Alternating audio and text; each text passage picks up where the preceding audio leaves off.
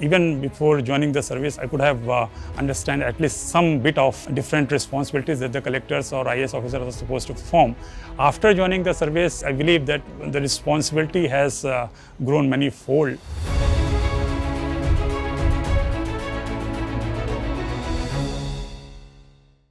Hello everyone, welcome to Officers on Duty.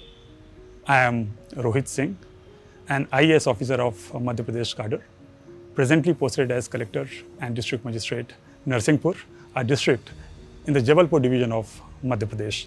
Today I am going to share my journey from being an aspirant to the IAS officer. I am from Rewa district of Madhya Pradesh, and both my parents are into social service. I did my schooling from Sri Aurobindo Bal Vidya Mandir, Mahasua, a place in Rewa. And subsequent years of my schooling I completed from Sainik School, Rewa. Then I did my graduation from Delhi University and Masters and MPhil from Jawaharlal Nehru University, Delhi. I was pursuing my PhD when I joined the Indian Administrative Service in 2012. Actually, throughout my student life, I have always been an all-rounder. So doing different sort of activities is what has attracted me a lot and has motivated me a lot. This IAS, as you call it, this particular service provides you a variety of options and responsibilities where you work in different capacities and the nature of every single work is different from every other responsibility.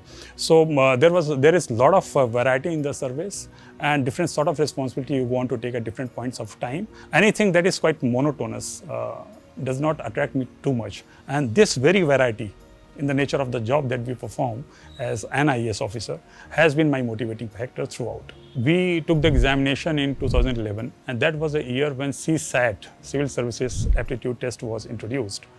And obviously we didn't have much idea about the type of questions that would be asked.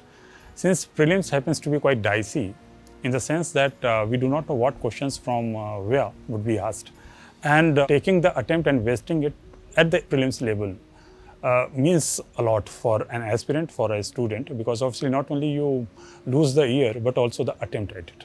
So obviously we were quite anxious about the fact. Second thing, as a student myself, I had opted for humanities at the graduation level, and later on also, I needed to go back to the basics of mathematics and aptitude and ability tests. So obviously that was quite new for us, and since we didn't know what would be the level of the questions that would be asked, that was cutting down on the time that we need to put in for mains examination.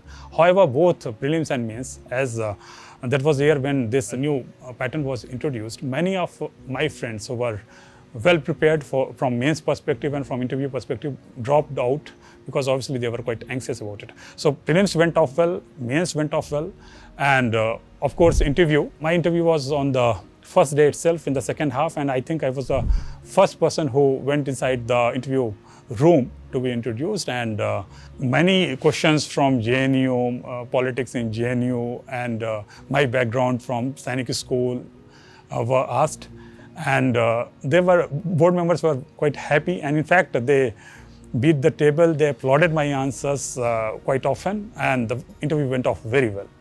मैं मेरे घर पर, मेरे गांव पर था जब जिस दिन ये रिज़ल्ट डिक्लेयर हुआ, और चूँकि ये रिज़ल्ट्स यूपीएससी के रिज़ल्ट्स जनरली फ्राइडेज़ को निकलते थे, तो फ्राइडे था और मैं निश्चित रूप से इसके बारे में ही इस पर ही ध्यान लगा हुआ था कि रिज़ल्ट्स कब आ रहे हैं, और हम सब लोग पेरेंट्स घर पे बैठे हुए थे और सब लोग भी, उनका भी ध्यान उसी रिज़ल्ट पे था। तभी मेरे छोटे भाई ने मुझे दिल्ली से कॉल करके बताया कि मैं पास हो गया हूँ, और उन्होंने मेरे रैंक भी बताई। उसके बाद कहीं जा कर के सबको तसल्ली हुई, सबको शांति मिली और सभी प्रफुल्लित, आह्लादित, प्रसन्न हुए, और तब कहीं जा कर के मैं लॉग ऑन कर पाया, और उसके बाद फिर हम लोगों ने रिज़ल्ट देखा कि क्या रैंक है. Since they all knew from very beginning that I was interested in IAS. The moment they got this news, obviously they were very elated, and since they are also into social service, they have been doing a lot of services, and they kept on coming with in contact with different district magistrates and collectors.